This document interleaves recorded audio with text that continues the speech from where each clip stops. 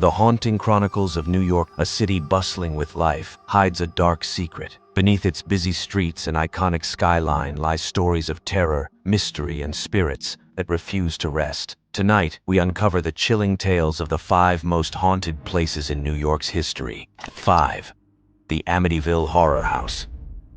In 1974, the Amityville house on Ocean Avenue became a nightmare etched in history. Ronald DeFeo Jr. murdered his parents and siblings, claiming voices in his head commanded him to kill. A year later, the Lutz family moved in, seeking a fresh start. They fled within 28 days, windows opening and slamming shut on their own, green slime oozing down walls, ghostly red eyes glowing in the darkness. The Lutzes reported a malevolent force so powerful they could not stay.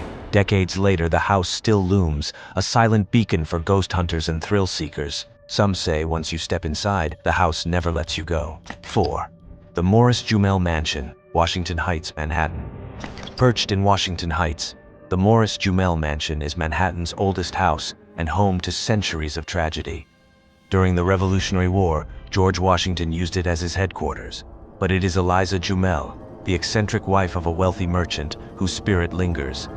Eliza was a woman shrouded in mystery, rumored to have pushed her husband to his death.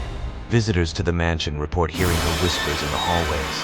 Her apparition, clad in 19th century attire, has been seen gazing from the windows. It's said she guards her secrets fiercely, unwilling to let them fade with time.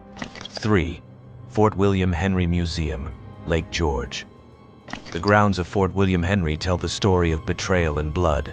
In 1757, British soldiers were promised safe passage by the French, only to be ambushed and massacred.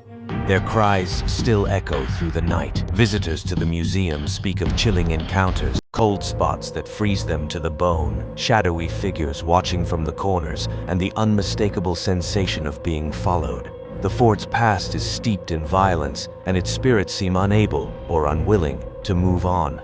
2. The Dakota, Upper West Side, Manhattan. The Dakota, an architectural marvel, has witnessed some of Manhattan's darkest moments. Most know it as the site where John Lennon was tragically killed. But its hauntings date back further. Residents describe encounters with a young girl in period clothing, her laughter echoing eerily. The ghost of Edward Clark, the building's original developer, is said to roam its corridors. The Dakota is more than a residence. It's a passageway where the living and the dead coexist. 1.